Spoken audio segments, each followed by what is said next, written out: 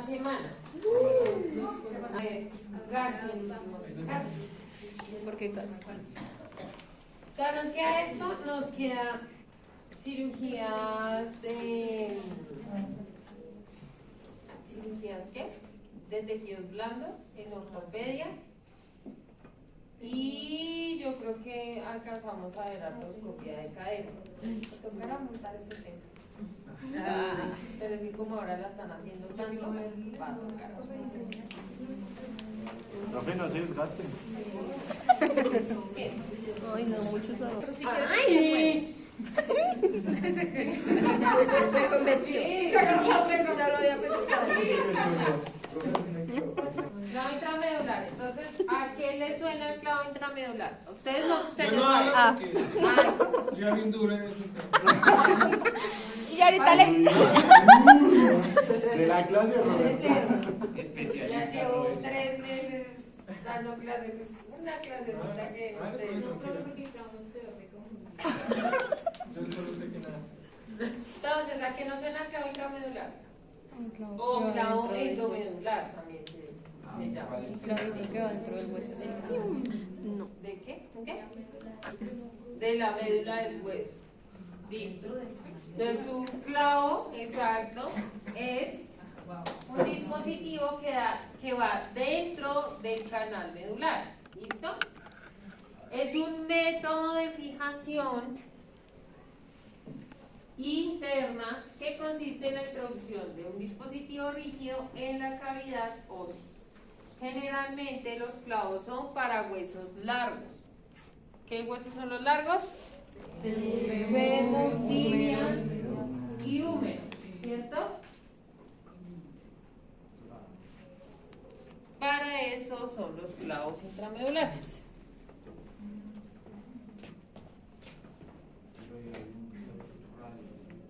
Paso.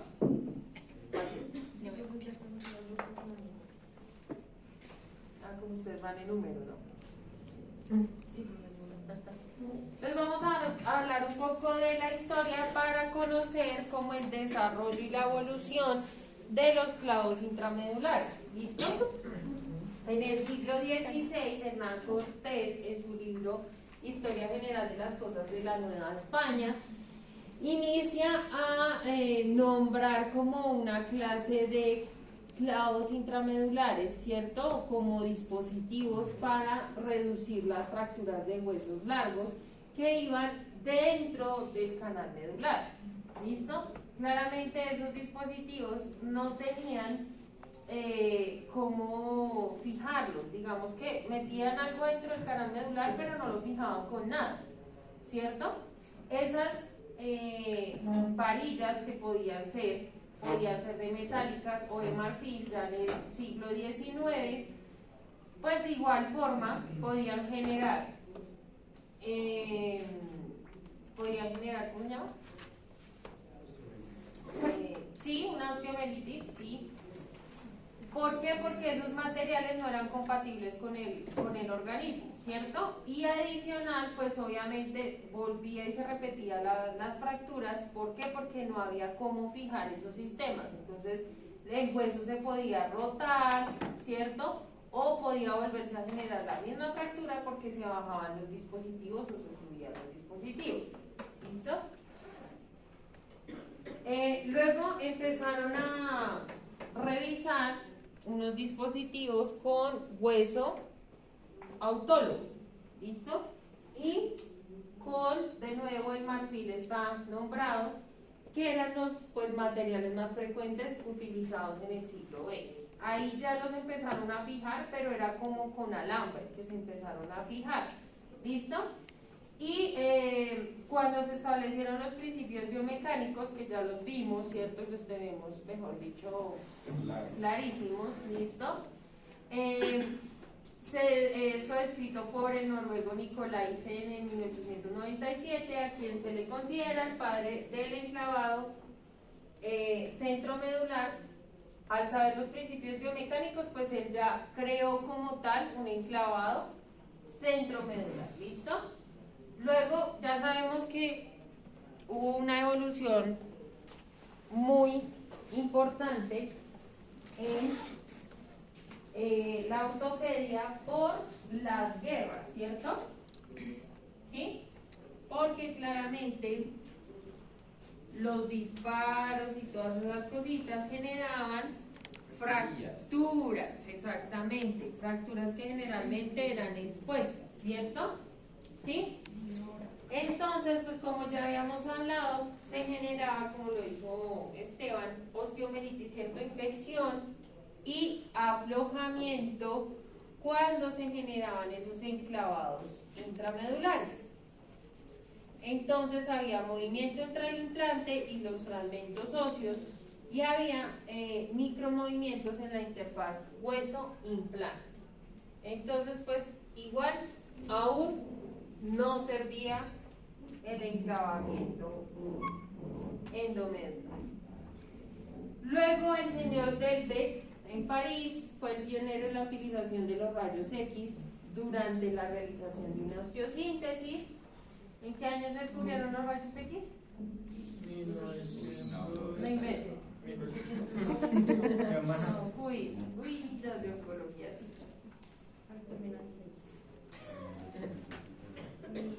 Ay, yo tengo una. Mirando el A ver, Mira, lo que Vaya. es del- es- 1986. no, Al revés. 800. Fue en 1980 y 1800. Sí, yo como 96. No. 86. Sí, terminó. 1876.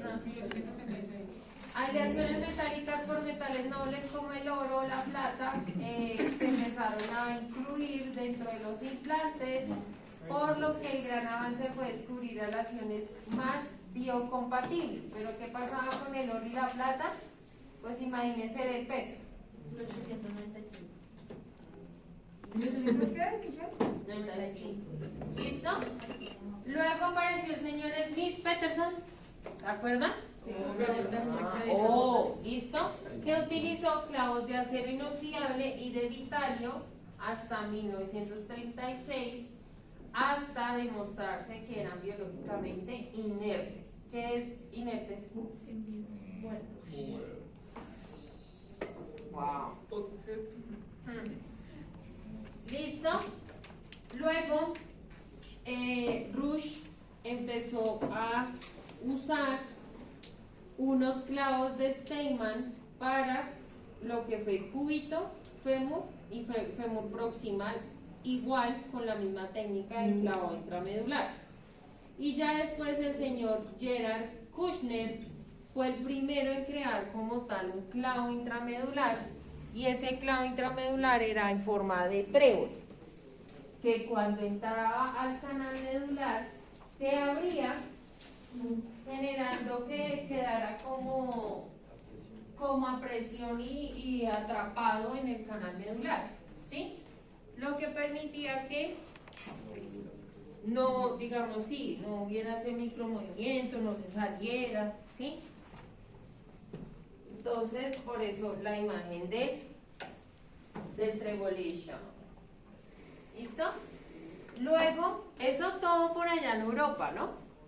Después en Estados Unidos, en la revista Amazing Things in Medicine, el 12 de marzo de 1945, se empezó a hablar en Estados Unidos de enclavado intramedular. ¿Listo? Y el primer clavo intramedular de fémur, ¿no se entiende? Nada, no mentiras, sí se entiende, claro. No está tan reducida la fractura, pero pues se entiende. ¿Qué es? ¿Qué hueso? ¿Listo? Y pues obviamente las radiografías en esa época no eran tan...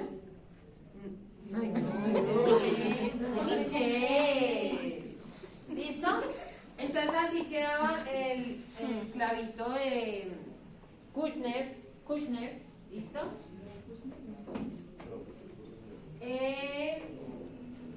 Dentro del canal medular, ¿listo? ¿Sí? ¿Sí? Teníamos una hoja trebolada, era ranurado, no tenía cerrojos. ¿Qué quiere decir sin cerrojos? Que no había como unos tornillos que fijaran el clavo. sino él quedaba absolutamente así, suelto dentro del canal medular, pero pues obviamente como a presión, por lo que él se abría cuando entraba al canal medular.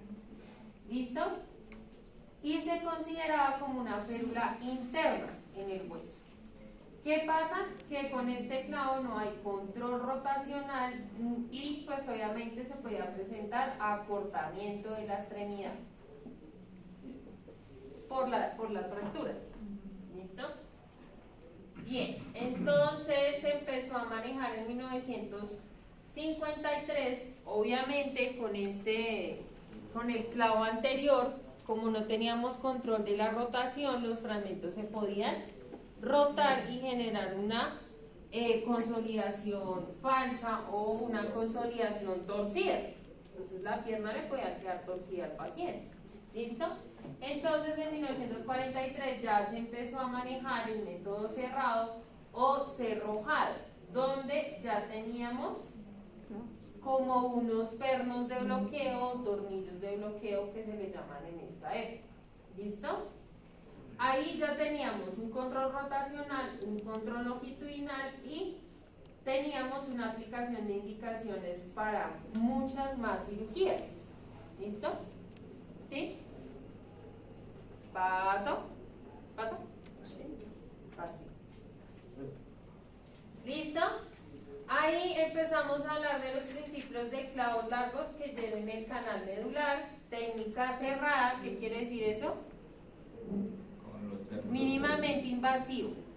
Cuando hablamos de técnicas cerradas, como mínimamente invasivo, que yo no voy a invadir la fractura, sino simplemente voy a invadir por donde va a acceder el clavo y ya. ¿Listo? Inserción alejada del foco de fractura, de igual forma tiene que ver con la técnica que usemos. Compresión del foco de la fractura lo podía ya empezar a realizar y podemos tener una movilidad precoz. ¿Por qué? ¿Por qué podemos tener una movilidad precoz? ¿Qué es movilidad precoz? Que pueda mover más rápido la pierna o la extremidad, ¿cierto? ¿Por qué? Principio de la O, gracias, movilidad precoz. Pues porque está haciendo técnica mínimamente invasiva. No. Porque el clavo ya le brinda una estabilidad al hueso. Sí, una cesa y las cargas ya cambian. Ya las cargas no las va a sostener el hueso, sino las cargas las va a sostener el clavo. Entonces por eso mi paciente ya va a poder caminar y recuperarse mucho más rápido. ¿Listo? Mientras que se consolida su fractura, el clavo va sosteniendo el hueso.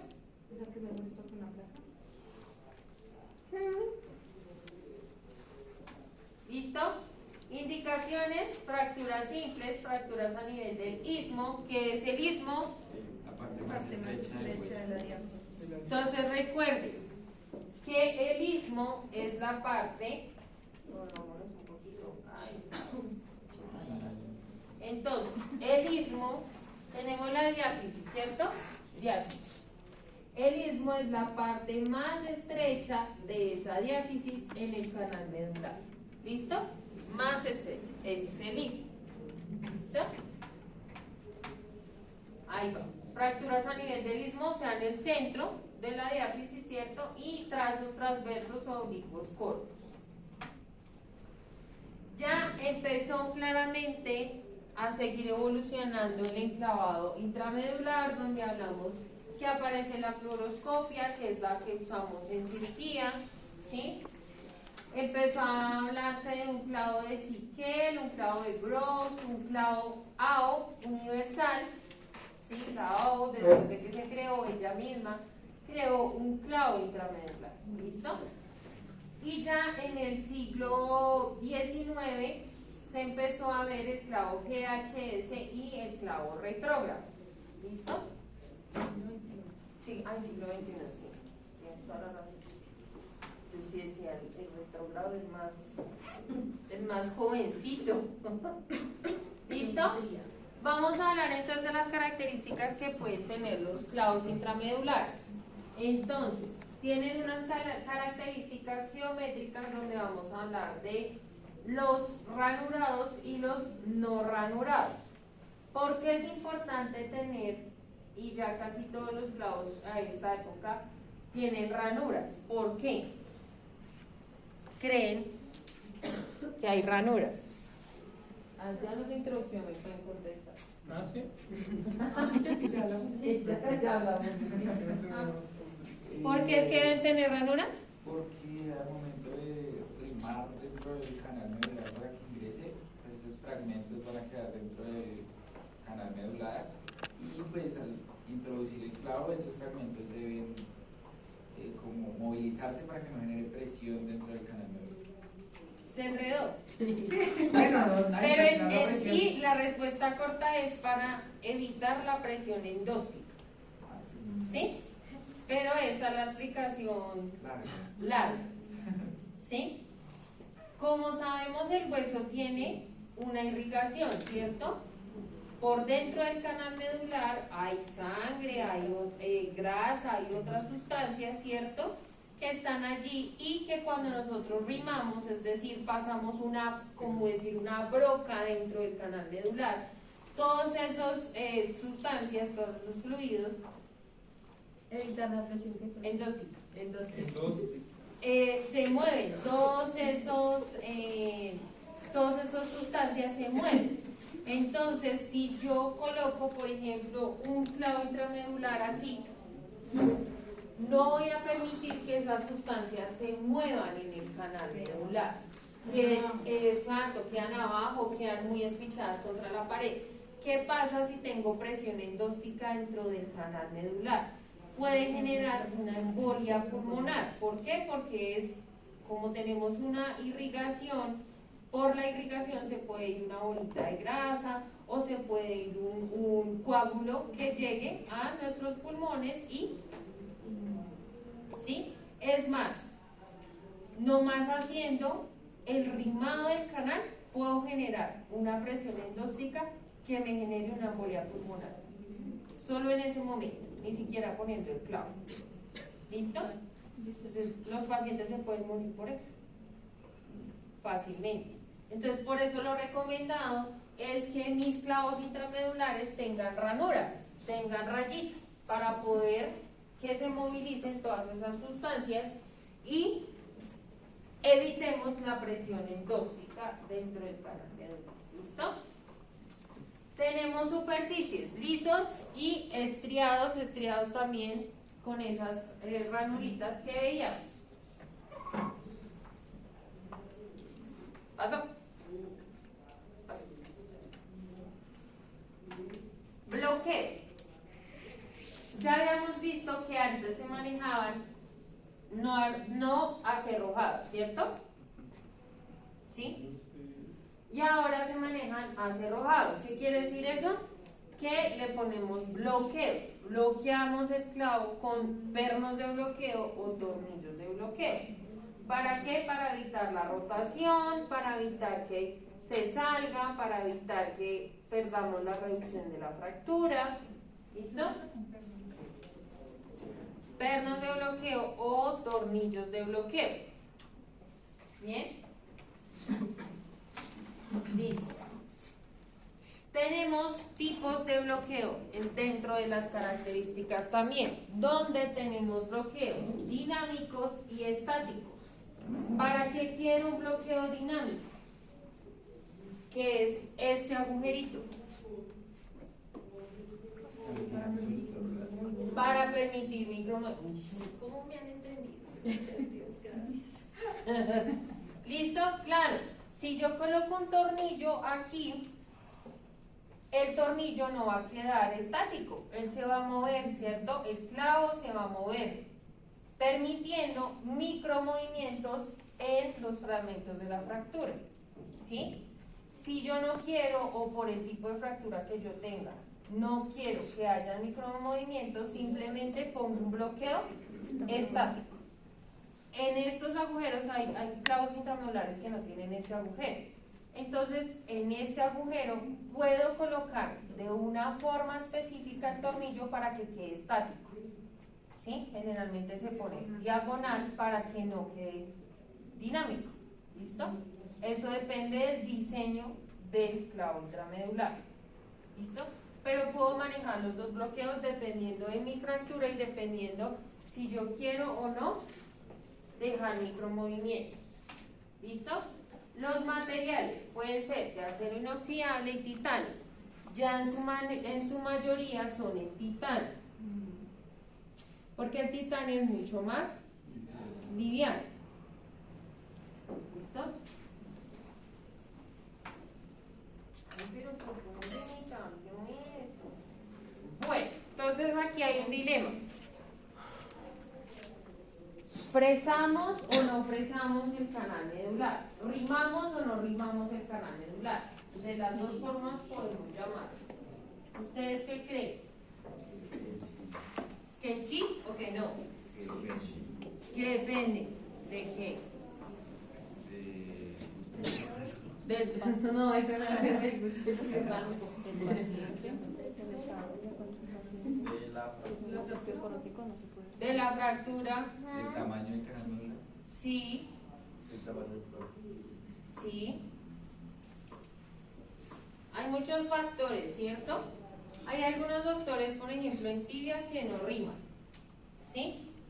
Pero pues eso va a depender de la medida del clavo que yo tenga, ¿sí? Porque si yo tengo un clavo, no sé, 10, o sea, el más pequeño que yo tengo es 10, y cuando hago el planeamiento el istmo me mide 8, pues creo que un 10 no va a caber en un 8, ¿cierto?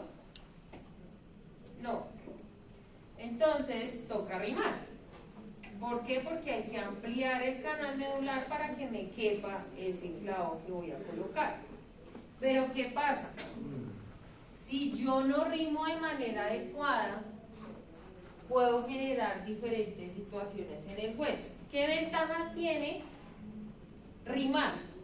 Voy a ampliar el canal medular, ¿cierto? Como hablábamos, ¿cierto? Puedo colocar clavos un poco más anchos, ¿sí? Y va a haber un poco más de superficie de contacto entre el clavo y el hueso. Esos digamos que son las ventajas. Y si ustedes se dan cuenta, pues, ¿cómo es el canal medular? Está estrecho, ¿cierto? Después de que yo lo rimo, va a quedar como de igual forma congruente a que me pase el clavo intramedular. ¿Qué desventajas tengo? Como les hablaba, mayor riesgo de embolia. ¿Sí? ¿Por qué? Porque digamos que es como alborotar el avispero dentro del canal medular. Y pues yo no sé, yo sé que mi paciente tiene una fractura, pero yo no sé su sistema circulatorio, cómo funciona, ¿sí? Y se puedan generar este tipo de situaciones y complicaciones. Puedo tener necrosis tisular. Cuando ustedes se van a dar cuenta, cuando se perfora un hueso, por ejemplo con una broca, sale humo. ¿Por qué sale humo? Porque quema, una broca quema el hueso. Si yo voy a pasar una sierra, muchas veces prefieren que uno vaya mojando el hueso para que no se queme el hueso, porque eso quema el hueso. ¿Listo? Entonces yo puedo generar una quemadura del hueso con un riñón. ¿Listo? Entonces se puede ver así. Y puedo generar una destrucción de la circulación endóstica, o sea, dañar la circulación del hueso. Si lo hago por mucho tiempo, muy seguido, sin humedecer, ¿sí? Todo puede pasar. Y adicional, si yo no lo hago de manera central, mire lo que pasa. Puedo hasta debilitar las corticales también. ¿Listo? ¿Paso? Bien. Entonces vamos a hablar de biomecánica, otra biomecánica. ¿Listo? Vamos a hablar de fuerza de flexión, rigidez en flexión y rigidez en torsión. Esas son las características biomecánicas que deben tener los clavos intramedulares. ¿Listo? Fuerza en flexión, ¿qué quiere decir? Que cuando yo voy a flexionar, ¿cierto? Si tengo una fractura, por ejemplo, de fémur, que el fragmento distal no se vaya para atrás cuando yo haga la flexión. ¿Listo? Rigidez, en la misma flexión necesito, y rigidez torsional, es decir, que no se vaya a girar el fragmento. ¿Listo? Paso. Paso. ¿Listo? Entonces, la colocación en el centro de la cavidad medular mantiene el eje neutral fisiológico del hueso. La estabilidad rotacional y axial se establece con el bloqueo, ¿sí? Bloqueando, colocando los perros de bloqueo, tornillo bloqueo. Y la carga se transmite a través de la fractura tras la reducción anatómica. ¿Listo? Paso. Un momentico. Bueno, sí, gracias. Está bien. Mientras es que che.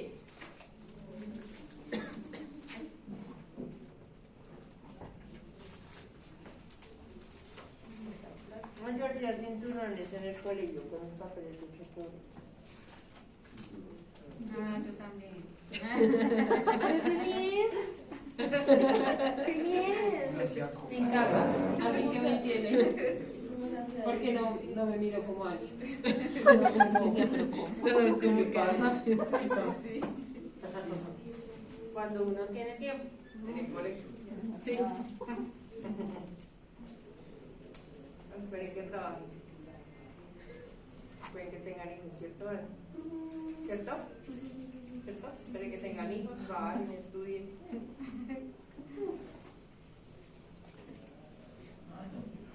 ¿Pago? Sí. Mucho cuidado. Ya no necesitas 2 papeles. Y había como en ese tiempo había como una profe que uno enviaba como ciertos paquetes de chocolate y había como una, escogían un sobre. Eso Ya la probó Jessica. ya no. Nos reuníamos así, teníamos muchos paquetes de chocolate y hacíamos así los cinturones. Oye, porque siempre en el colegio hay una niña que vende dulces, ¿no? Sí. Eso sí, yo tenía mi compañera prendida. Y ahora se pasó a la universidad a vender dulces. Una niña. ¿Listo?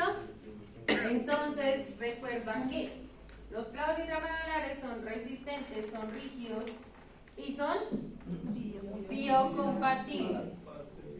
¿Listo? ¿Pasó? Vamos a hablar entonces de las generaciones de los clavos endomedulares. Esto es como cultura general. Habíamos hablado de estos tipos de clavos por allá arriba en la historia, donde hablamos de una primera generación, que hablamos de Gross y Ken. Estos son más que todos los clavos que se usaban en fémur, como la evolución de los clavos de fémur. ¿Listo? Aquí hablábamos de que podíamos usar pernos de bloqueo transverso y pernos de bloqueo angulares. Ya apareció una segunda generación donde hablamos del clavo gamma, ¿listo? Que era un clavo más corto, ¿listo? Y podíamos manejar fracturas combinadas cuando los manejábamos largos, porque estos vienen largos y cortos, ¿listo? Tenemos un tornillo trocante, va hacia el trocante, ¿listo? Y cefálico también, o una hoja helicoidal, que es la que está allá arriba, de primeras, ¿listo? La tercera generación es un gamma 3, que habla de un tornillo deslizante. ¿Se acuerdan que yo les dije, hablamos del DHS? ¿Sí? ¿Se acuerdan que tenía un tornillo deslizante? Se parece al clavo intramedular. Entonces digamos que el DHS dejó de usarse porque se empezó a usar este tipo de clavos intramedulares. ¿Por qué? Porque acuérdense que ese tipo de fracturas solo pasa en los viejitos. Pues no es que solo pase, sino en su mayoría es en los viejitos. donde no tenemos una buena calidad ósea.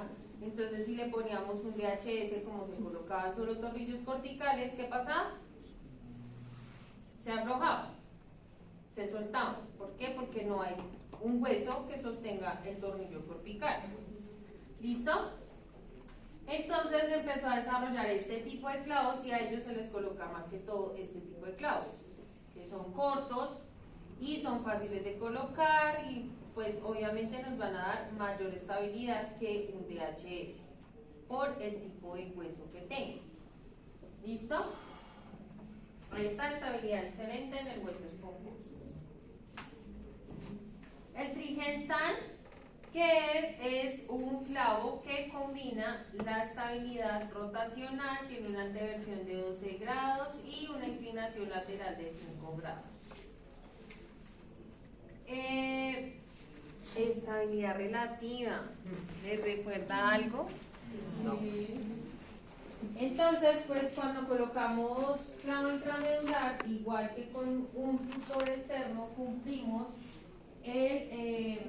la estabilidad que es de tipo relativa. ¿Por qué? Porque estamos colocando algo que no está directamente en el foco de la fractura, sino está lejos de la fractura, ¿cierto? ¿Qué me permite eso? Pues que sí o sí hayan movimientos controlados en el foco de la fractura, que vamos a tener una alineación axial, ¿sí? Con una reducción anatómica. La biología es más importante que la mecánica. ¿Qué quiere decir eso? La biología es más importante que la mecánica. ¿A qué se referiría? A la consideración. Sí, más que eso, cuando habla de la biología quiere decir como en la reducción anatómica, ¿sí? Más que como en el funcionamiento del hueso, por decirlo así. ¿Listo? La consolidación indirecta con formación de callo óseo. Hay una consolidación indirecta. ¿Listo?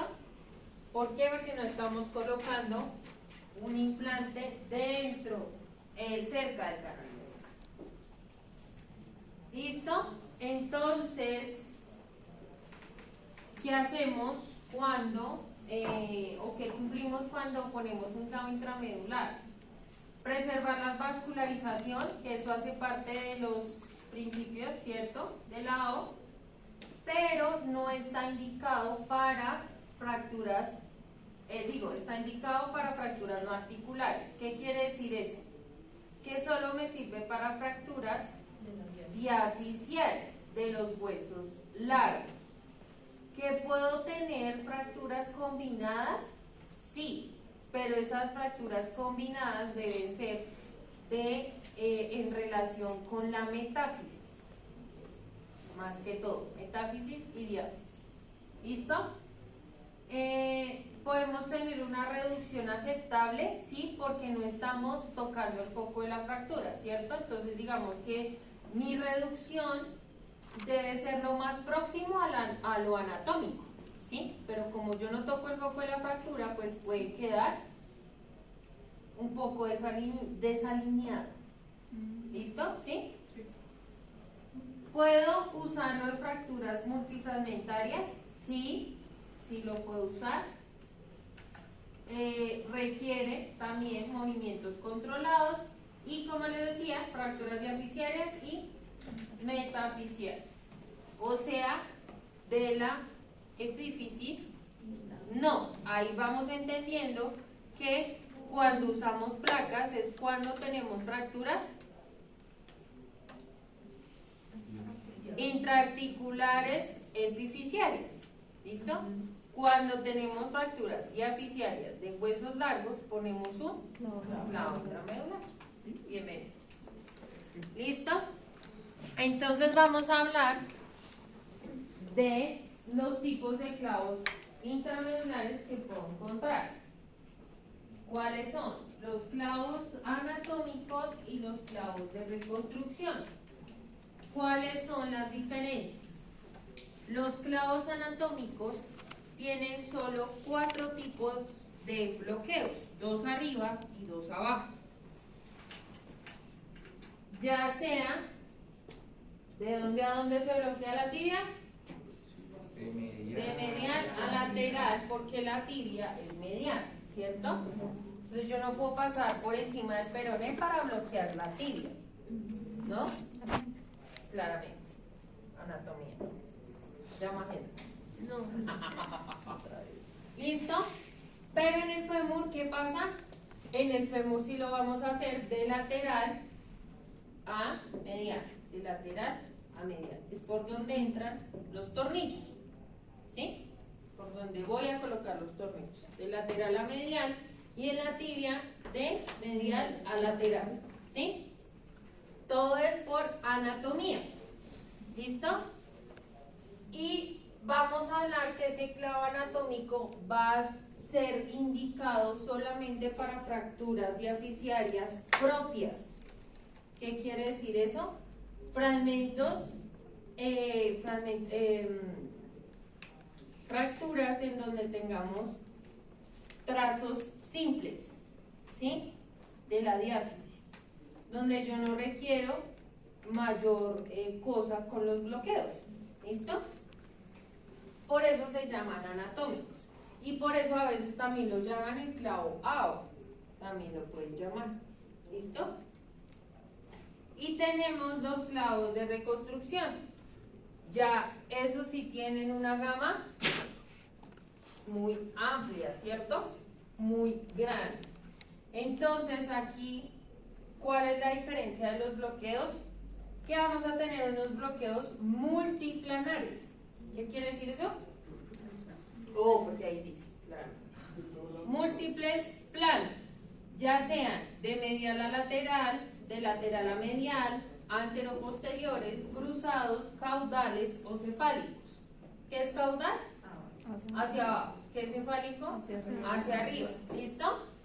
Entonces, ¿para qué están indicados estos clavos? Para fracturas diaficiarias acompañadas de fracturas metafisiarias. Dice epificiarias porque es que resulta que yo tengo este clavo, por ejemplo, donde me sirve para fracturas del cuello femoral. Y pues obviamente en toda esta área vamos a tener hueso epificiario, ¿sí? ¿Listo? Entonces tenemos del fémur, tenemos anterógrado, retrógrado, de estos que sirven para los cefálicos y los caudales. Todos estos los tiene el mismo clavo, ¿listo? Menos el retrógrado. El retrógrado sí es de abajo para arriba, claramente, ¿listo? Tenemos clavos de tibia multiplanares, ¿listo? Este también es otro retrógrado, retrógrado corto, retrógrado largo. Estos ya también están diseñados para fracturas epificiarias y metafisiarias, ¿sí? Si tenemos una epificiaria en esta parte combinada con una diaficiaria, pues no le pongo un anterógrado, sino le pongo un retrógrado, ¿listo? Y el clavo de húmero también. ¿Claro? Los dos tipos, ¿sí? Entonces vamos a hablar de una parte muy importante que se llama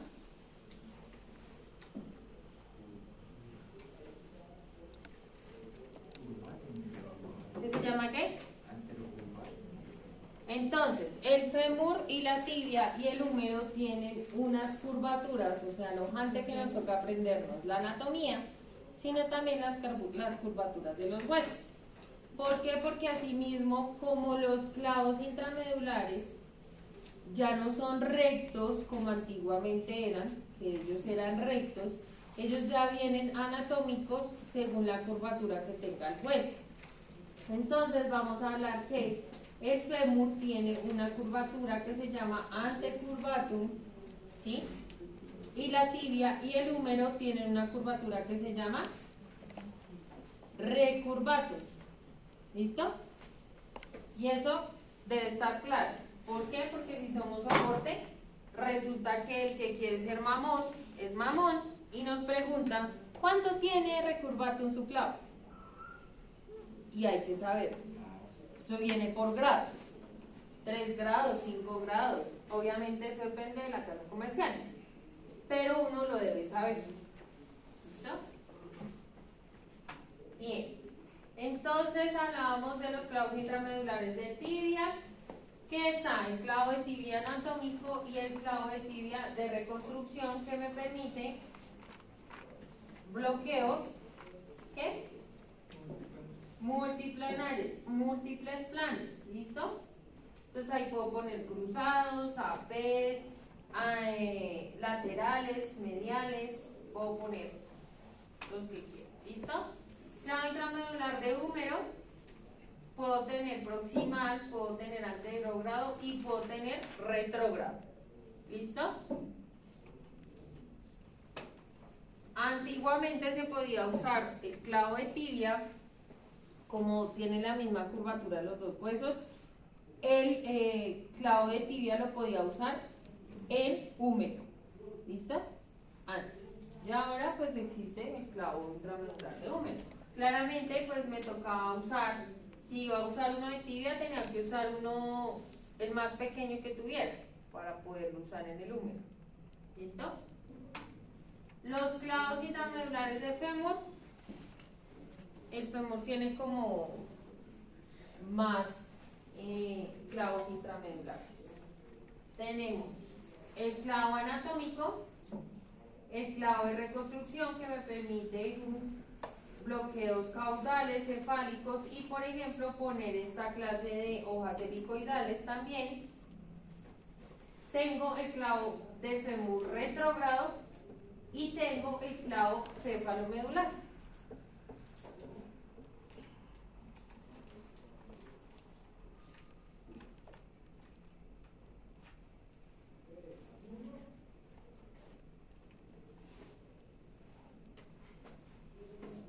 ¿Pasó? ¿Pasó? Listo. Entonces, ¿cuáles son los puntos de inserción para cada clavo? Esto nos lo preguntan en práctica. ¿Cuál es el punto de inserción de clavos que van a entrar? Obviamente. Entonces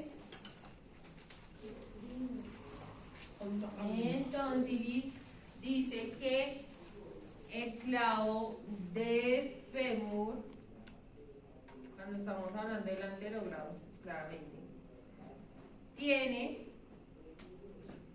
su punto de inserción en la fosita intertrocantérica o fosa intertrocantérica. ¿Dónde es eso? Aquí. ¿Listo? O también puede ser en la punta del trocánter mayor. Depende de la casa comercial, ¿sí? Puede ser en la fosita intertrocantérica o puede ser en el trocánter mayor. ¿Listo? Cuando estamos hablando del retrógrado, el retrógrado es un clavo que casi no lo colocan. ¿Por qué? Porque como tenemos que estructuras ahí, muchas estructuras de tejido blando, ¿cierto? Están los ligamentos. Entonces, si el doctor no tiene experticia para poner esa clase de clavos, puede dañar uno de los ligamentos. ¿Listo? Porque fíjense en dónde es esa inserción. Es muy cerca de la inserción de los ligamentos, sobre todo el anterior. ¿Listo? Entonces hablamos de que se hace en la parte superior de la escotadura intercondilia, por delante y por fuera de la inserción femoral del ligamento cruzado posterior. Entonces es bien complicado de colocar este clavo. Este clavo a veces ni siquiera lo riman en ese caso, ¿sí? Por el mismo tema de su inserción y se requiere una mayor experticia para colocar. ¿Listo? Clavo cefalomedular, trocánter mayor. Ese no tiene piel. Trocánter mayor. Clavo de tibia, espina tibial o tuberosidad tibial.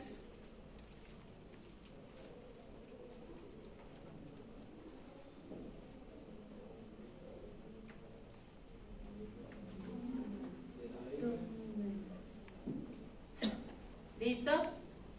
Pasó. Y el húmero también es un clavo intramedular que casi no se coloca por también su inserción. Ahí sí nos perdemos una pérdida ni la verdad.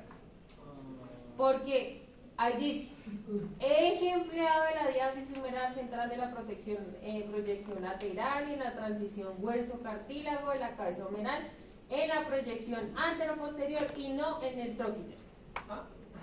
¿Entendimos? No, ahí donde dice. Es como la transición, primero tenemos que ver la transición del cartílago al hueso. Entonces acuérdense que yo tengo un cartílago acá, ¿cierto? Entonces primero me fijo en eso, ¿listo? Luego me fijo en el troquíter. ¿Cuál es el troquíter? ¿Este cuál es? El mayor. Y este es el menor. Entonces dice que en la proyección antero-posterior del troquíter y no en el troquíter, ¿sí? Aquí, más cerquita del troquín, ¿listo? Es un poco complicado también porque por todos los ligamentos que yo tengo acá, porque acuérdense que nomás el supraespinoso, ese se inserta aquí nomasito, entonces puedo generar también un daño en los ligamentos, entonces casi tampoco se pone. ¿Pasó? A veces prefieren abrir o hacer una mipo y poner una placa en la diáfisis del humeral. Además que la diáfisis humeral casi no se fractura, como si se fractura la parte proximal del húmero, ¿sí? Y ya sabemos que ponemos una placa, la fila, ¿cierto? Entonces, ¿qué vamos a llevar? Vamos a hacer el alistamiento. Entonces, hay dos opciones para el alistamiento. Todo va a depender de cómo esté la fractura, si se deja reducir de manera cerrada, ¿sí? O si tengo que abrir el foco de la fractura. Entonces, si voy a hacer un clavo intramedular normal, donde tengo un buen trazo de fractura, que lo voy a poder reducir, que no va a estar como tan complicada la cosa, puedo llevar una plástica. ¿Por qué? Porque simplemente o una hernia, ¿sí? ¿Por qué? Porque solamente voy a necesitar el instrumental de apertura, ¿sí? O sea, el bisturí, los para ver, la tijerita, la Kelly y no más. No necesito nada más. ¿Listo? ¿Sí? Pero si es una fractura horrible, fea, que no se vaya a poder reducir, cerradamente, o sea, cerrado, porque pues igual, acuérdense que yo voy a colocar un clavo y lo voy a colocar lejos del foco de la fractura. Donde yo hago la incisión es lejos del foco de la fractura, ¿cierto? Entonces, por eso yo tengo que realizar maniobras para poder reducir la fractura de manera que no tenga que abrir el foco de la fractura, ¿cierto? Por eso se llama reducción cerrada. ¿Listo? Ustedes también van a encontrar cuando entren a cirugía, cuando vean su programación, que van a ver cirugías que dicen reducción cerrada, por ejemplo, de fractura de radio distal, reducción cerrada de fracturas de falanges. No quiere decir que voy a ponerle un clavo intramedular y que voy a hacer maniobras de reducción cerrada, no. Quiere decir que voy a manejarlo con clavos de Kirchner. Voy a reducir la fractura y voy a poner unos clavos de Kirchner sin hacer ningún tipo de incisión, para que ustedes no se confundan con lo que yo estoy ahorita hablando. ¿Sí? ¿Listo? Ahorita simplemente, ¿qué voy a hacer? Voy a incidir en el punto donde voy a acceder al punto de inserción, ¿cierto? En el clavo del húmero, en el clavo de húmero, en el caso del húmero, puedo hacer un abordaje del tope pectoral, podría ser casi sobre la cabeza humeral, casi, ¿sí? En el fémur tengo que hacer una incisión con relación al trocánter mayor, ¿sí? Porque por ahí es por donde voy a acceder. Y en la tibia voy a hacer un abordaje transverso, casi para patelar, casi, más abajito, ¿cierto? Sobre la espina tibial, que todos no la sentimos, ¿cierto? Ahí, es como una protuberancia abajito de la rótula, ¿cierto? Exacto, ahí es donde voy a hacer la incisión.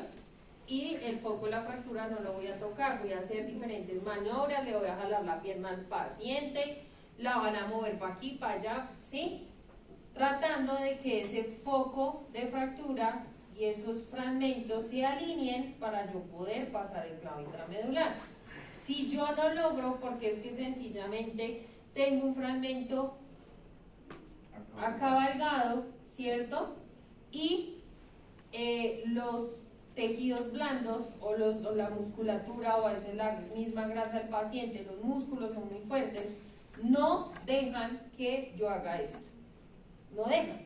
Entonces, ¿qué pasa? Tengo que abrir el foco de la fractura.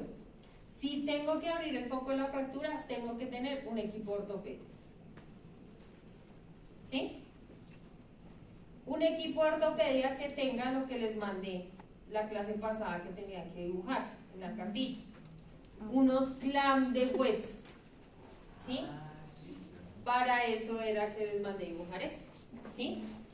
¿Por qué? Porque necesito ese tipo de clamp de huesos para agarrar un fragmento, agarrar el otro fragmento y alar, ¿cierto? O jalar, ¿cierto? O movilizarlos de esta manera para alinearnos y poder reducir la fractura. Para eso son esos clamps, ¿listo? Por si tengo que abrir el foco de la fractura. Entonces, ¿qué pasa? Si yo estoy en una institución donde hay pocos equipos de ortopedia, ¿cierto? Pues de entrada no me voy a abrir el de ortopedia, porque es que lo pueden necesitar en otra sala o en otra cirugía. Entonces, pues abro el de plastia, inicio con el de plastia, me puedo llevar, o el de hernia, me puedo llevar, si de pronto estamos en fémur, pues llevamos uno más grandecito, una hernia, que tenga, que pueda llevar yo también unos ARMI, por ejemplo, accesorios, por si mi paciente es gordito, ¿cierto? Entonces puedo llevar unos ARMI, puedo llevar unos Richardson, ¿sí? Puedo llevar unos Homan un poco más grandes, ¿sí? Eso lo puedo llevar accesorios sin necesidad de abrir el equipo de ortopedia. Ya si vamos a abordar el foco de la fractura, llevamos una ortopedia. Obviamente, de entrada les digo, uno nunca sabe que van a abrir el foco de la fractura. ¿Por qué? Porque el clavo intramedular no está diseñado para que yo tenga que abrir el foco de la fractura. Porque se supone que es para evitar eso, ¿cierto? Simplemente que sea como mico. Pero pues si tenemos la fractura así picha, horrible, inmunda, pues va a tocar abrir el foco de la fractura. ¿Listo? Entonces para que lo tengan en cuenta. ¿Qué más vamos a llevar? Todo va a depender del hueso que tengamos, ¿no? Tenemos que llevar una bandeja para lavar, tenemos que llevar la remisión, tenemos que tener un perforador, tenemos que tener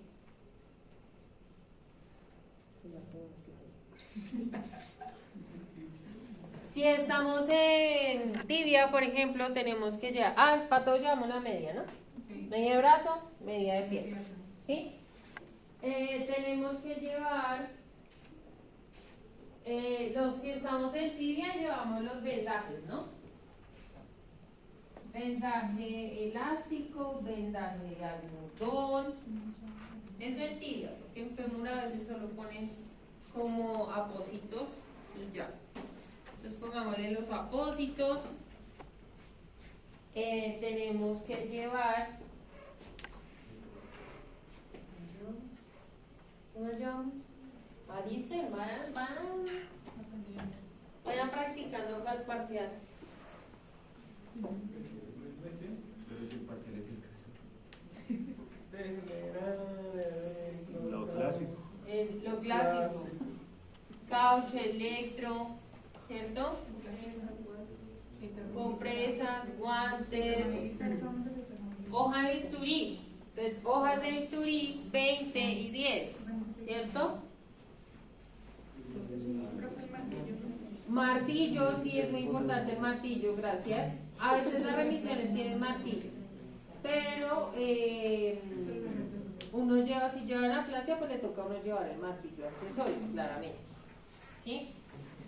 ¿Qué más? Ya, 20 y 10. ¿Qué más? Lo clásico. ¿Y las suturas? Prolene 3 ceros. Para todas vamos a usar prolene 3 ceros con PS1. Para la piel. No, cerramos el músculo igual. En fémur aquí cerramos el músculo. Claro. Usamos Bicril 1. Bicril 1 y Bicril 2 para fémur. Bicril 2 para tibia y húmero. ¿Sí? Y el prolenito 3 ceros y es para todos, ¿no? Para todos. Fácil, la ortopedia es fácil, para listar es fácil. ¿No? Listo. Si vamos a hacer un clavo de húmero, pues vamos a vestir al paciente como. El paciente va a ir en silla de playa, ¿cierto? Y vamos a vestirlo como un número proximal, ¿cierto? Claramente. Si es retrógrado, el paciente puede ir de cúbito prono, puede ir de cúbito supino, eso va a depender del gusto del cirujano. Entonces, asimismo, la vestida. Si vamos a hacer clavo de fémur, pues, la pierna debe quedar por...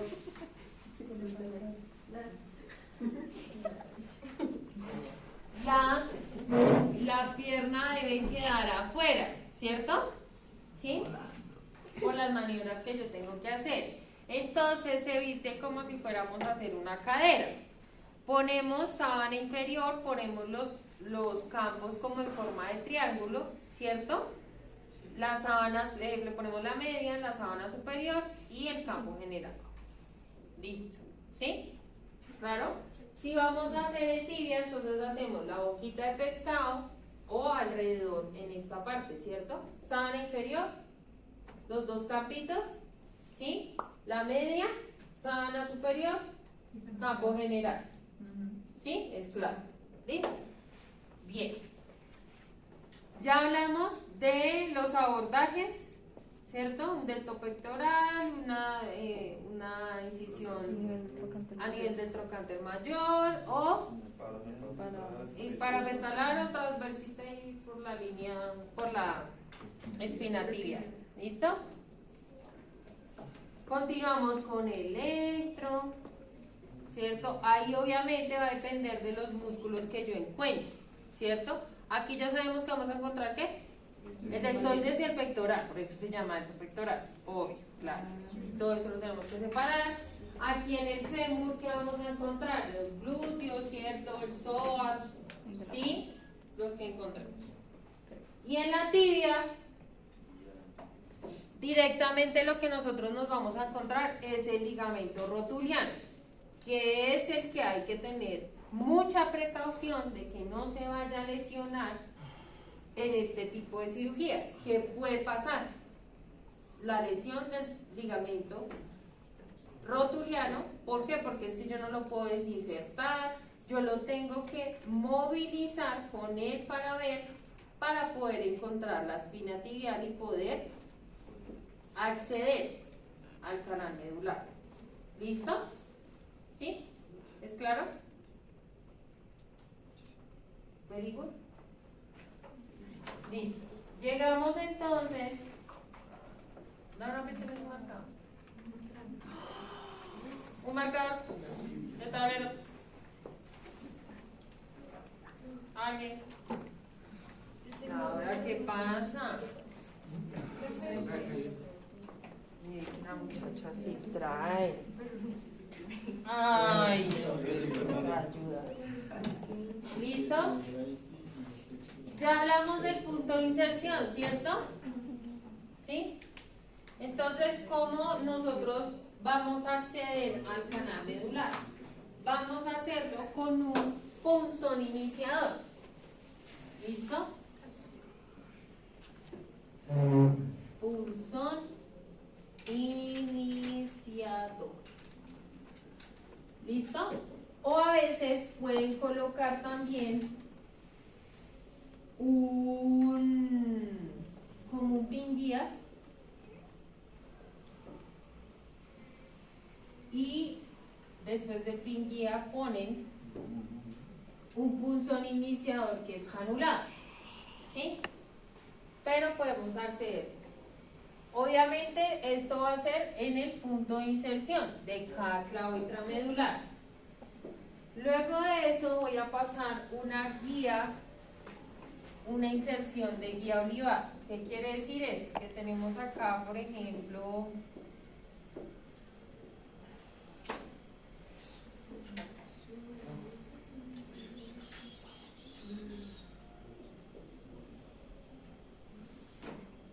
esos dibujos tan preciosos. ¿Qué es eso? Una tibia, claro, obvio. Por favor. Sigue, bienvenida.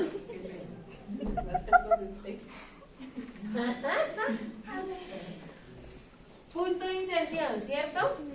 Vamos a pasar entonces una cosa que es así, larga,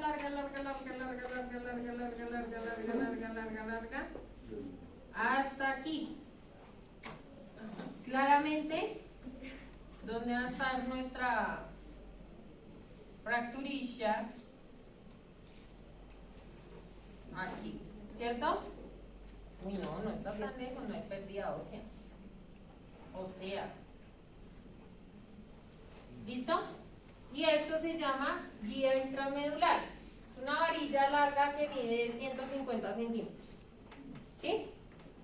Y tiene una bolita en el extremo, en uno de sus extremos, que se llama oliva, ¿sí? Es una bolita, ¿sí? No es que se le ponga, viene con ella. Viene con ella. ¿Listo? ¿Para qué nos sirve la guía? Oh, gracias, sí. Entonces, la guía olivada nos sirve para exactamente guiar, Mantener la reducción. guiar el clavo. Bueno, más que eso todavía no. Guiar los rimes, ¿sí? Guiar el clavo, mantener la reducción. ¿De qué? De la fractura. ¿Sí? ¿Por qué? Porque nos mantiene alineados los dos fragmentos. ¿Listo? Porque es importante la oliva.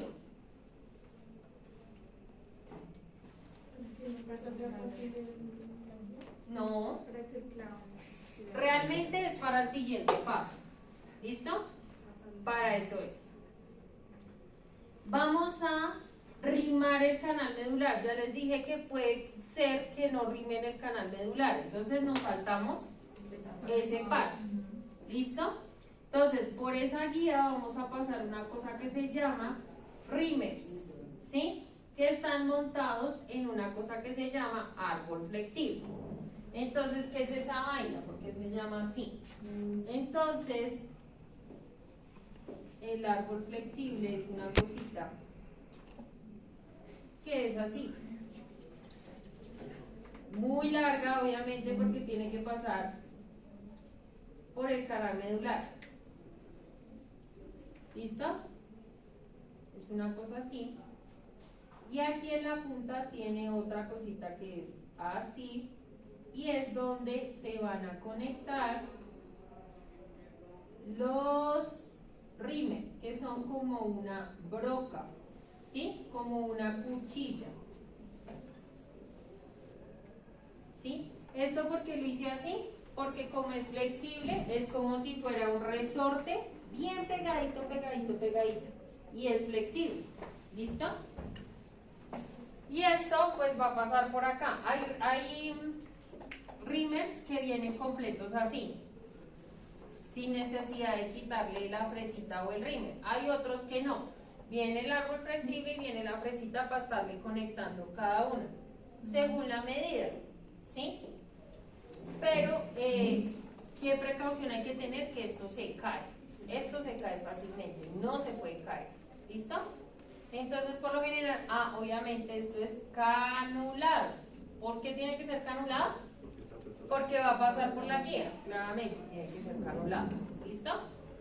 Entonces, vamos a pasar, esto generalmente uno lo monta y lo sostiene arriba de la guía para que no se caiga la fresita.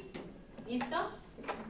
Hay que tener mucha precaución con las guías intramedulares porque se pueden contaminar fácilmente. Como son tan largas, se pueden contaminar fácilmente con la cabeza de cualquiera de los que estemos ahí, con las cielíticas, porque son muy largas. ¿Listo? ¿Sí? Entonces, estos rímel, generalmente los clavos intramedulares van de 5 en 5, ¿sí?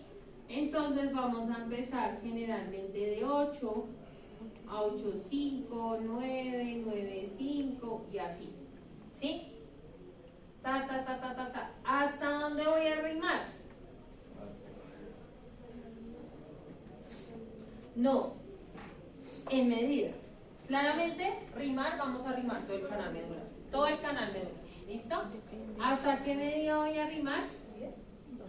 1 o 1,5 por encima de mi planeamiento. Entonces, ¿cómo hacemos un planeamiento para saber? ¿Cómo hago yo para saber qué medida voy a colocar de clavo? ¿Cómo hago? ¿Cómo hago?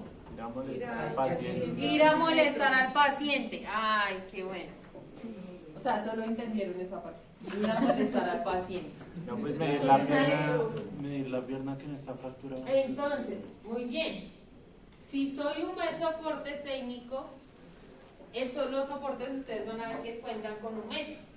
Entonces, es para poder hacer el planeamiento del clavo intramedular. Los clavos intramedulares, como les decía, vienen como de 10, 11 y 12, por ejemplo, y a veces hasta 13 en su diámetro. Y de largo pueden venir por cada medida 5 clavos. Entonces, imagínense cuántos clavos tengo yo en esa caja. Entonces, obviamente, yo no voy a sacar todo el montón de clavos para ver qué le voy a poner al paciente. No, yo hago un planeamiento para saber más o menos en qué rango me puedo mover y sacar apenas solo 2 o 4 o 3 clavos intramedulares y no tener que sacar todo el reguero de la caja. ¿Listo? ¿Cómo hago esto? Pues sí, efectivamente voy y molesto al paciente, me presento, voy y le digo, por ejemplo, vamos a hacer un clavo de fémur, ¿sí? Entonces le digo al paciente, qué pena con usted, le voy a tomar una medida de su pierna buena, porque claramente ellos siempre tienen como vendajes o cositas así en su pierna fracturada. Entonces, mido, si es un fémur, desde el trocánter mayor, tengo que tocar el trocánter mayor, ¿sí? Acuérdense que yo me guío por la cresta ilíaca, ¿listo? Para tocar el trocánter mayor, ¿listo? O la articulación, si yo doblo la pierna, también encuentro el trocánter mayor. Allá, Gabriela que sufre porque no encuentra su trocánter mayor. ¿Listo?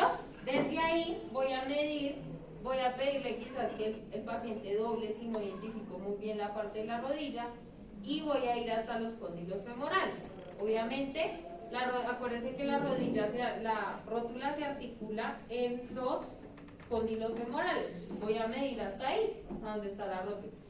Y ahí ya voy a tener la longitud, ¿sí? Ya voy a saber más o menos qué largo voy a usar. Si es en la tibia, entonces de igual forma, ay, hágame el favor, no sé qué, le voy a tomar la medida, quédese quieto, ¿sí? Tomo la espina tibial del paciente y desde ahí mido. ¿Se la encuentra? ¿No se la encuentra? ¿Tampoco? Doble la rodilla. Aquí está su rótula.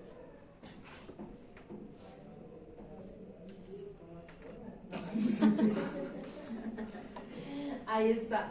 ¿Listo? Entonces desde la espina tibial y que le digo al paciente, hágame el favor y pone el pie así. ¿Sí? Y ahí voy a medir hasta acá, hasta donde dé el doblez del pie. ¿Listo? Ahí voy a saber qué longitud.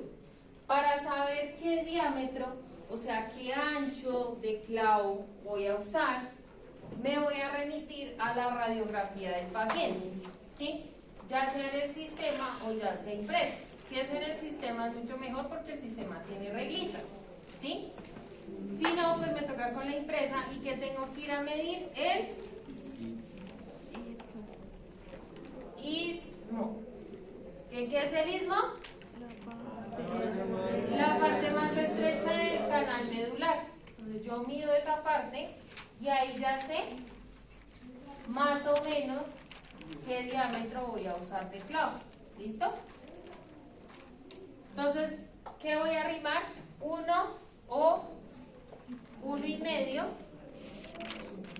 1,5, claro. Por encima de la medida que me dio, de mi planeamiento. ¿Listo? Entonces, si a mí me dio 9, ¿cuánto tengo que rimar? ¿Hasta dónde tengo que rimar? Hasta 10, exactamente. Porque es 1 o 1,5 por encima de lo que rimo. ¿Listo? ¿Por qué? Porque yo debo permitir que el clavo intramedular se deslice de manera suave.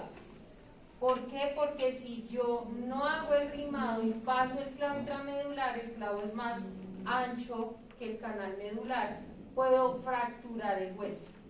Y fracturar el hueso es florearlo, o sea, abrirlo así como un plátano. ¿Sí? Entonces por eso es importante el rimado. ¿Listo? Ojo ahí que cuando yo estoy pasando el rímer por el canal medular, se puede salir la guía. Entonces generalmente esto lo sostienen con una Rochester o una Coger, ¿sí? Mientras que pasan la... ¿Listo? Mientras que pasan el rímel.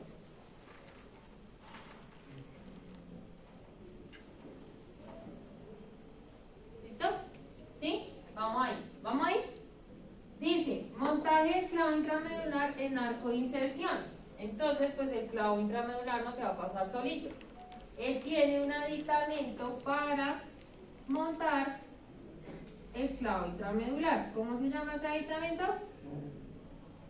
¿Cómo se llama? ¿Cómo se llama? Arco de inserción. Arco de inserción.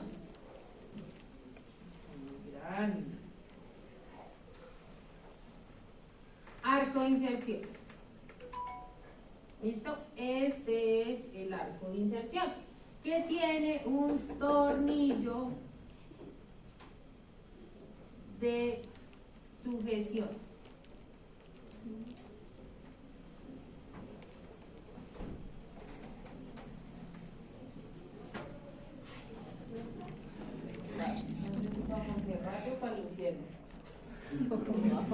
Cambio drástico. ¿Listo? Va a depender del bloqueo, si va a ser a mano alzada o si voy a usar un sistema de bloqueo distal. ¿Qué quiere decir a mano alzada? No, a rayo, Los rayo, rayo. clavos intramedulares deben bloquearse primero en la parte distal, no en la parte proximal primero, siempre en la parte distal. Sobre todo en los largos. Si vamos a usar el clavo cefalomedular, el clavo cefalomedular no tiene ese principio, se bloquea primero arriba. De resto se bloquean distal. Entonces, si yo no he abierto, obviamente, si no sé dónde está, si esto ya está por dentro del hueso, dónde va a estar el hueco? No sé, ¿cierto? Si voy a hacer un bloqueo a mano alzada, quiere decir que voy a empezar a buscar estos huecos con rayos. Entonces ellos cogen el bisturí encima de la pierna y empiezan rayos, rayos, rayos, rayos, y pues obviamente los huecos se ven hasta que encuentran el hueco. Claramente hay más radiación, ¿sí? Eso se llama bloqueo a mano alzada. Ir a buscar el hueco con los rayos X. ¿Listo? Si yo voy a usar una cosa que se llama bloqueo con sistema de bloqueo distal, ¿qué quiere decir? Que al arco de inserción yo le voy a agregar un brazo, ¿cierto? Que tiene unas medidas, acá tiene medidas, ¿cierto? Y tiene los huequitos para las medidas, ¿cierto? Y que como acá me está diciendo que es un 340, por ejemplo, porque es el clavo que yo coloqué, me va a permitir encontrar los agujeros de manera fácil y sin que yo me tenga que irradiar tanto. ¿Listo? Eso se llama sistema de bloqueo distal. Entonces, según caso, si voy a usar el sistema de bloqueo distal, hay casas comerciales que me exigen que yo monte todo el sistema, es decir, que monte todo eso antes de pasar. Entonces, que yo monte, pase las camisas, mire que pase la broca por el huequito, de que sí me va a bloquear, de que sí me va a pasar y me va a funcionar. Eso se llama calibración del clavo. ¿Entendimos? ¿Sí? ¿Sí? Dígame, Valentina, dígame. No, profe, dígame. ¿Qué no entendiste? La parte cuando mencionabas, no entiendo cómo todo eso. No pasa nada. Para eso estamos. ¿Sí? Listo. Tenemos el clavo intramedular, ¿cierto? Lo tenemos que pasar por el canal medular, ¿cierto? Para poderlo pasar tenemos que montarlo en un aditamento para poderlo mover, ¿cierto? Porque esto no puede quedar suelto porque ya no manejamos clavos intramedulares sueltos dentro del canal, sino lo tenemos que bloquear, ¿cierto? Entonces para eso me sirve del arco de inserción, ¿sí? Si yo voy a bloquear el clavo, o sea, voy a pasar unos tornillitos por acá, ¿cierto? Que me bloqueen el clavo y que fijo ya en el canal medular. Tengo que usar un sistema de bloqueo que me permita encontrar esos agujeros. ¿Por qué? Porque esto ya está dentro del canal medular, ya está dentro de la pierna, entonces pues obviamente no voy a encontrar los huecos, ¿sí? ¿Cómo hago yo para saber? Entonces lo puedo hacer a mano alzada, que es buscando con rayos X el hueco. ¿Por qué? Porque es que por rayos X el clavo sí se deja ver, ¿sí? Él está diseñado para yo poderlo ver por rayos X. Entonces el huequito sí aparece ahí cuando yo lo voy buscando. Y si no, voy a usar un bloqueo de sistema, un sistema de bloqueo distal, que es ponerle un brazo a esta, al mismo arco de inserción, con otro tornillo, y me permite encontrar el agujero. Me dice en dónde estoy, ¿sí? Sin necesidad de irradiar. ¿Sí? ¿Ahora sí?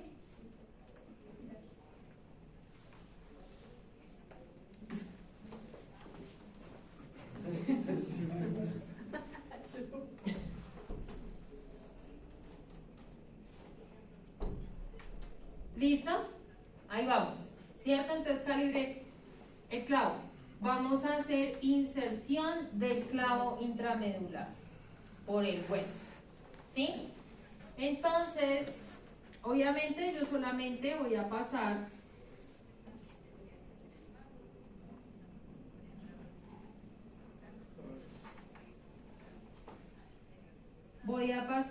solamente el clavo de esta manera, ¿cierto? Solo con el arco de inserción. Va a pasar. Entonces ellos, ¿para qué me sirve el arco de inserción? Para entrar el clavo. ¿Qué movimiento van a hacer ellos? Van a empezar a hacer esto dentro del canal medular. Hasta donde se puede. Ya cuando como que se tranca, no se puede pasar más. No se golpea el arco de inserción. No se golpea. ¿Sí? ¿Por qué? Porque esto se dobla y cuando yo ponga el sistema de bloqueo distal, ahí ven qué pasa. Nunca me va a dar los agujeros. Porque esto se dobla. Entonces por eso no se golpea. ¿Qué se hace?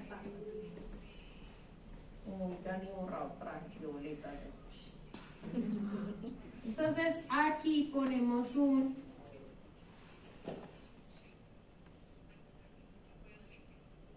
aditamento, ¿sí? Que sí se puede golpear y es así el arco. Entonces esto le damos con el martillo o una cosa que se llama diapasón.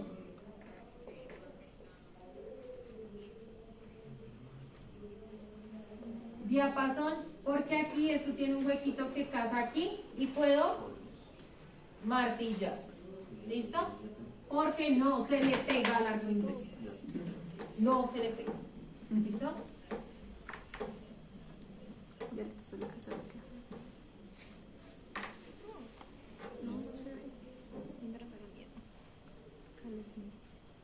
Entonces, vamos a hacer el bloqueo distal, ¿cierto? Ya sea a mano alzada o con el sistema de bloqueo distal. Si vamos a usar el sistema de bloqueo distal, ¿cuáles son los pasos? Los pasos son los siguientes. Tenemos que montar unas camisas. Sí, porque esto queda separado de la pierna, ¿cierto? Queda separado. Entonces pongo una camisa, pongo otra camisa, ¿sí? Que me van a servir para pasar la broca, ¿sí? Entonces, camisas, hago una incisión con mango bisturí 3, hoja número 15, ¿sí? Luego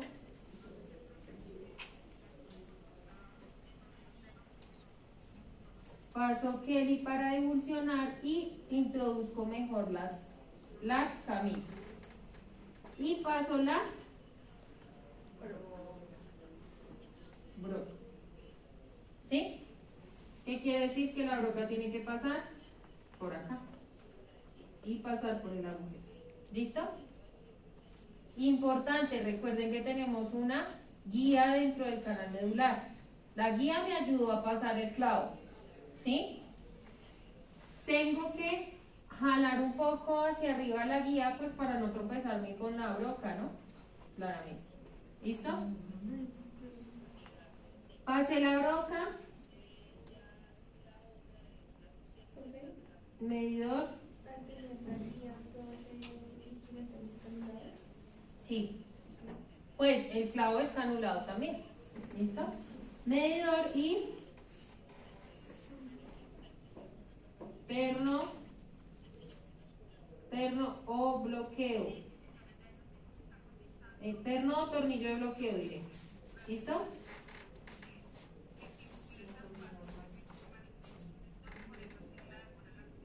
Tornillo de bloqueo. ¿Listo? ¿Sí? ¿Es claro? ¿Sí? Listo. Y pues dependiendo de cuántos bloqueos voy a hacer acá abajo, voy a hacer los mismos pasos. ¿Listo? Si lo voy a hacer a mano alzada se maneja una broca pequeña, una broca corta.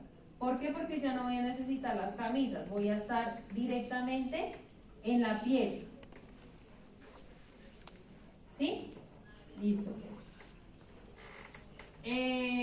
Luego de bloquear en la parte distal voy a ir a bloquear la parte proximal. ¿Listo? Michelle, ¿qué pasó? ¿Qué no entendió? No, dígame de una vez. ¿Qué no entendí? Si ustedes se quedan callados, el día de mañana van a cirugía y no van a entender. Entonces, ¿qué es peor? ¿Que usted me pregunte acá o que no sepan cirugía?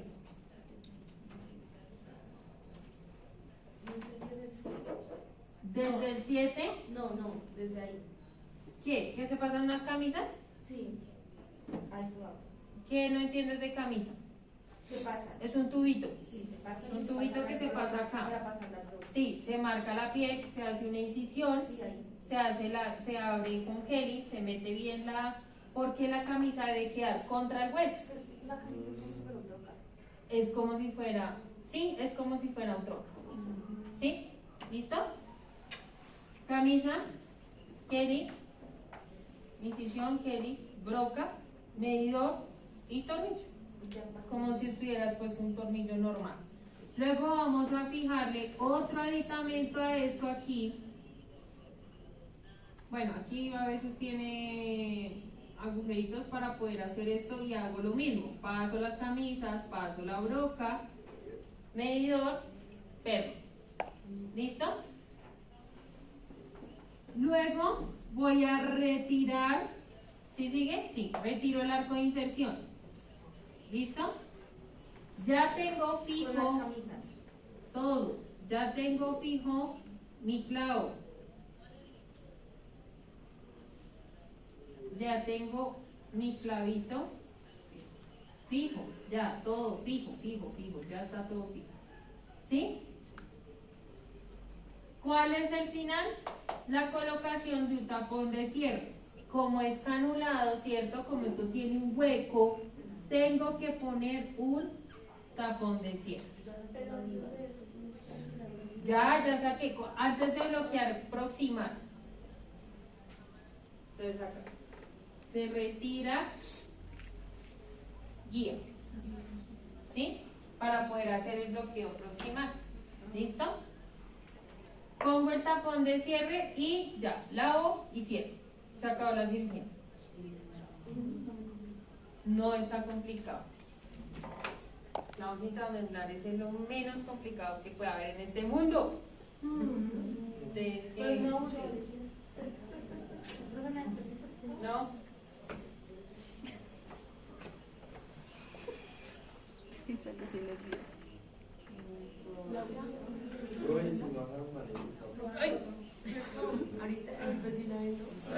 Ya empieza la bolsa. Ay, Michelle, baje los brazos. 10 y 15 de altura. Entonces, lo que yo les comentaba a los estudiantes, a los chicos de introducción a la práctica. En teoría, yo debo, lo normal es poner un tapón de cierre máximo de 5 de altura. ¿Qué quiere decir eso? Pues la altura que tiene el tapón, ¿sí?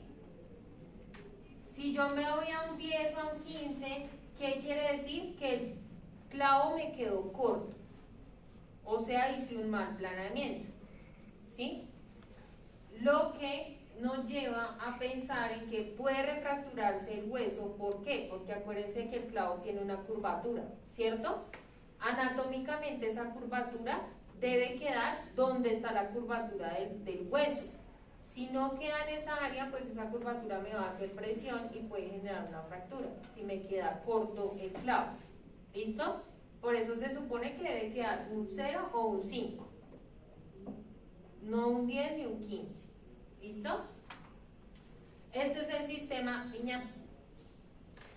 Sistema de bloqueo. Niña Michelle. Ay, cojamos esta hojita de borrador. Sistema de bloqueo distal. Arco de inserción. ¿Sí? Aquí está el tornillo de sujeción. Esto se acomoda según el clavo que yo tenga. Y voy a usar unas camisas. ¿Qué? ¿Qué? Eso también es para los bloqueos. Porque acuérdense que yo les dije que hay bloqueos cruzados. Entonces yo le puedo montar eso a ese arco de inserción, o por ejemplo acá, si quiero hacer el AP, hay otro brazo aquí para poder hacer el AP. Todo depende del bloqueo que yo vaya a hacer, ¿sí? Pero pues todo está diseñado para que yo no tenga que exponerme a los rayos tanto, pero pues hay unos que no les gusta y les gusta estar jodiendo les gusta estar irradiando y haciéndolo a mano alzada. ¿Listo? Sistema de bloqueo, listo. Entonces, por ejemplo, una casa comercial que se llama Smith no maneja este sistema.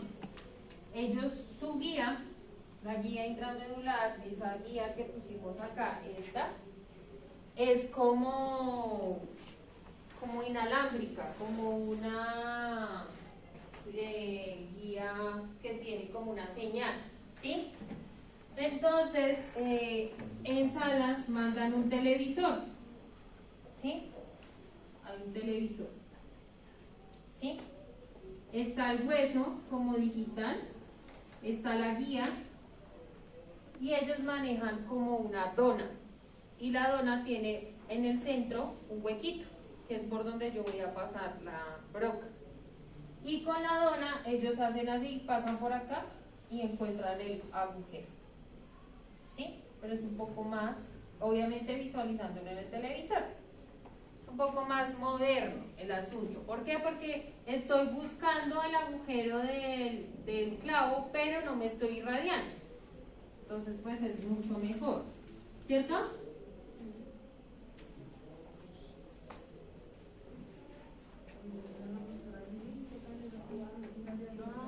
Ah, pues yo. Entonces le dicen, es que la profe no trajo nada.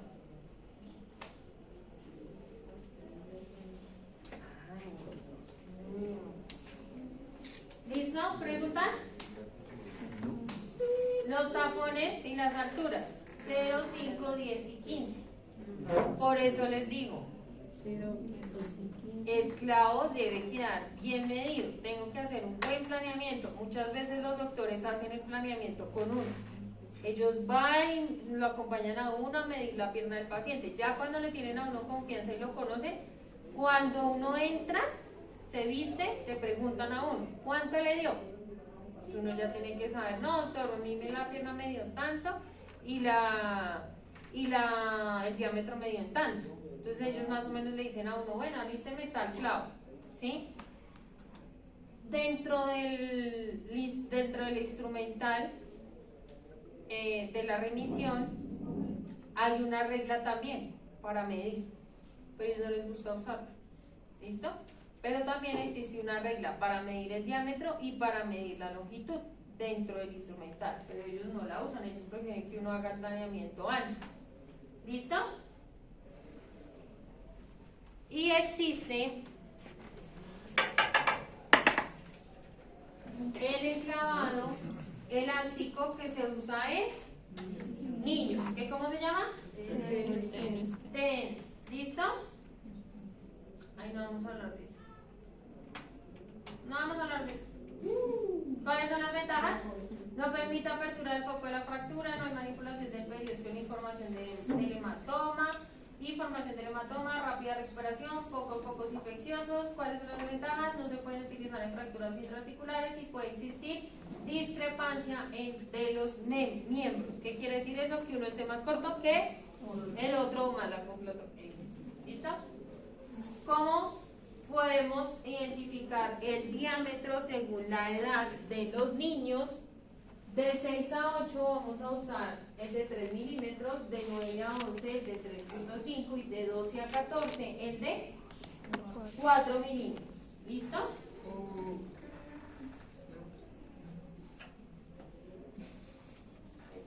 ¿Listo? Ahí están. Obviamente evitando las líneas de crecimiento o metafisiales. ¿Listo? Bibliografía. Y ya.